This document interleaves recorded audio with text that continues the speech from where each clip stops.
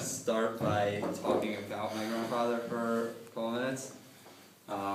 So last year when I told my grandfather I was learning Sanhedrin, so his response to me was that he quoted the Gemara on Daf Kafeh on the vet and said that, let me just make sure I get this right.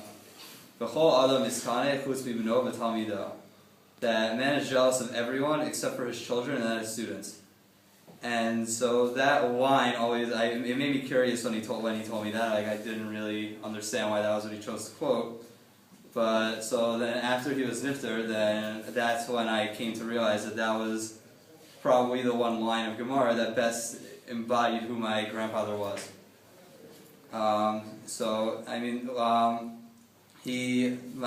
grandfather helped develop the community in Atlanta, or if you ask the Rosh Hashiva, he says he was the sole reason why the Atlanta community was able to thrive. But so he was a principal of the Jewish day school down there from 1967 to like around 1990, and one of his favorite things was when he got to go back down to Atlanta, whether it was to visit my uncles or to be honored at dinners.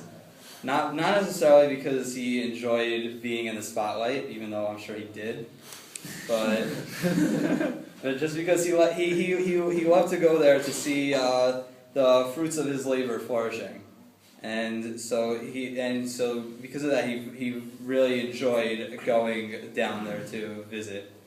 And I remember 30 days ago when my parents and my aunts and uncles all were here for the Levaya, and like we were sitting in the airport and they were just talking about my grandfather, and they all were sharing like emails or phone calls that they had received from former students or people from the Atlanta community, just telling them how big of an impact that my grandfather had on their lives.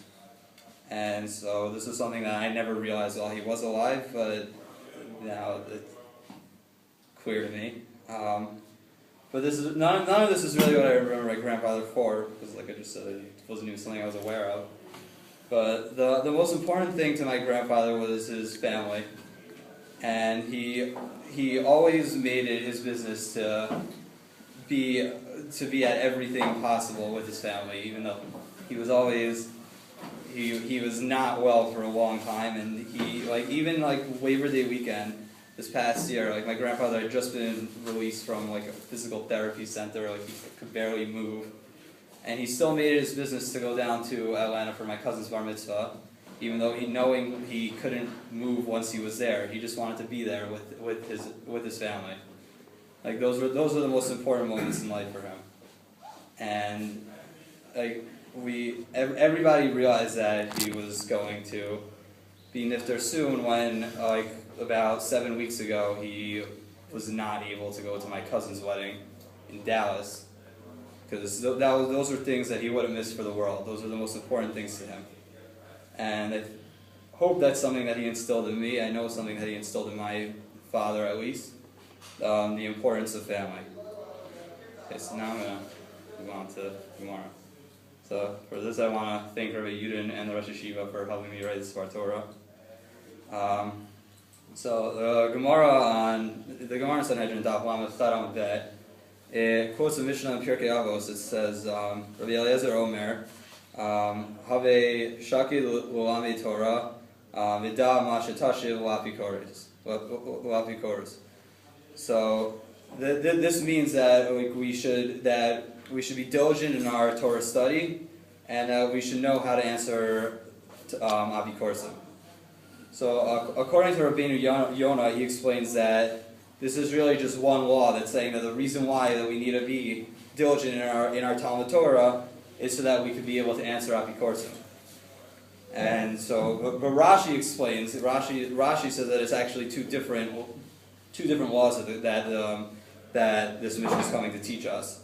He's saying that we should be diligent in our Talmud Torah, and that we should also know how to answer Apikorsim. And the reason why that the two are taught together in the Mishnah is so that it is to teach us that in order to answer Apikorsim, all you need to know is Torah.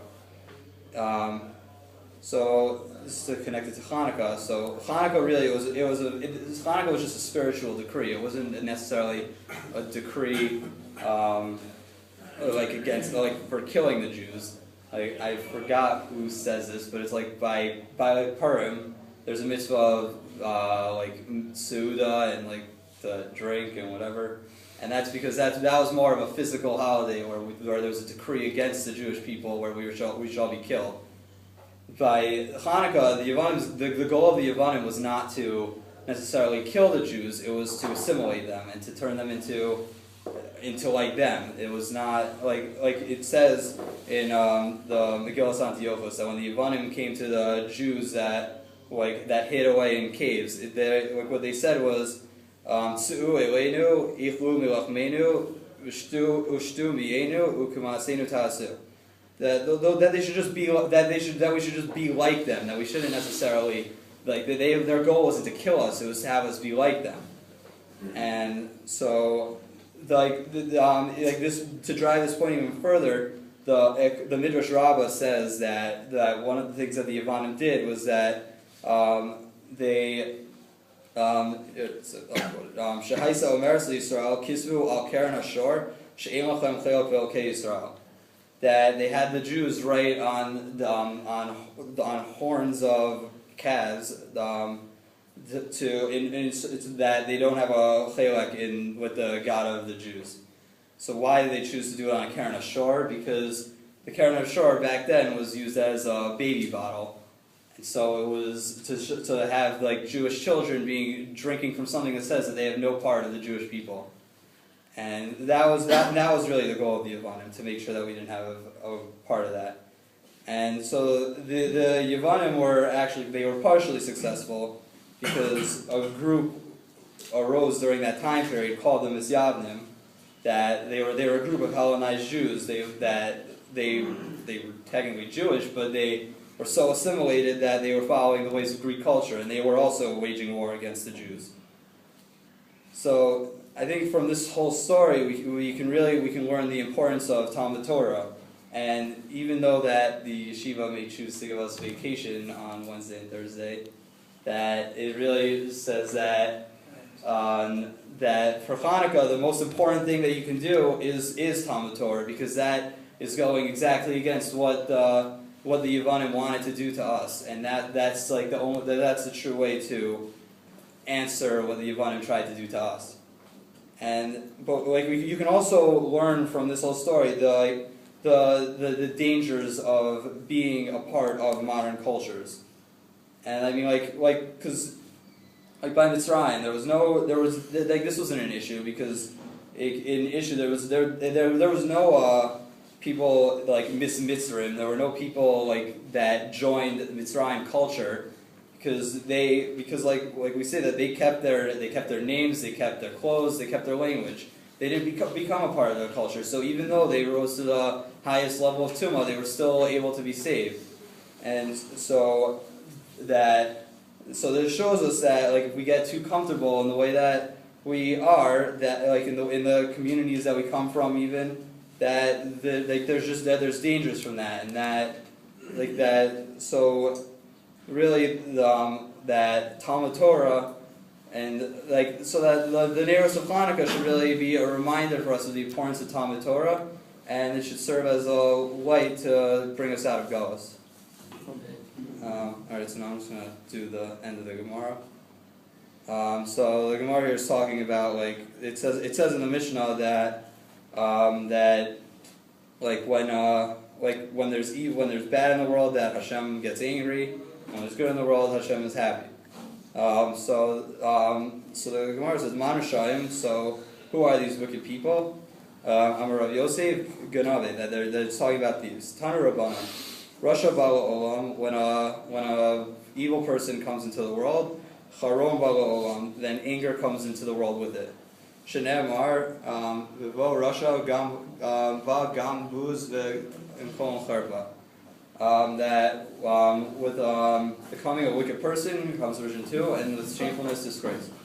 Rasha Abba Mina Olam, when a wicked person leaves the world, Tova Olam, good comes into the world. Shenemar Uvavod Rashayim Rina, that when the wicked perish, then there's happiness. Tzaddik niftar min ha'olam, when a righteous person dies, ra ba'al ha'olam, then bad comes to the world. Shenemar hatzaddik avad ve'ein ish son alav. Because it says, righteous man has perished and no man takes to his heart.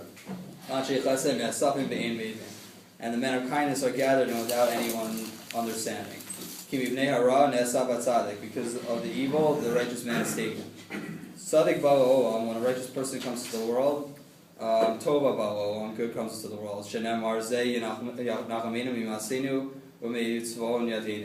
Because it says that you call him Noah, because the one will bring us relief from our work and from the toil of our hands. Hadron Allah, Kol Yisrael, Yishalam Chayak, Usigol, Mesegas Sanhedrin.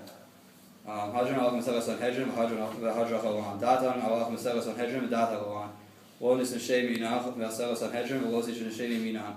Lo Alma Hayden, Lo Alma Deisi. Here it's on Nefa, the night when we will see you, Shetahid or Saba, Manu Senu, Oam Hazad, Usahi Manu, Oam Abba.